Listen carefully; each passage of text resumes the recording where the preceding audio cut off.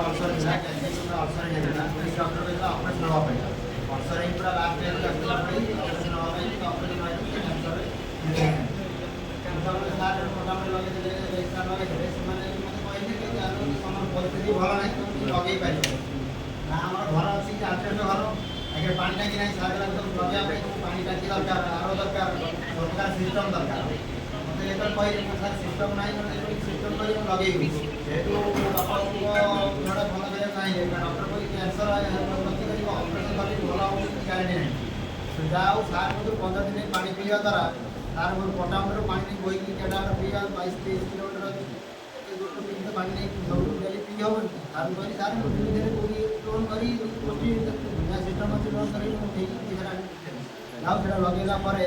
ଗୋଟେ ମାସ ପରେ अल्सर होता मेडिसिन तो खाऊे मेडिसिन क्या पूरा अधा 50% कमीगला डॉक्टर कहले ऑपरेशन करा पड़े आप मेडिसिन कंटिन्यू करूँ आ पानी कमी कष्ट से पानी डेली कंटिन्यू करूँ किसी असुविधा नहीं किसी असुविधा नहीं बापा भी वर्ष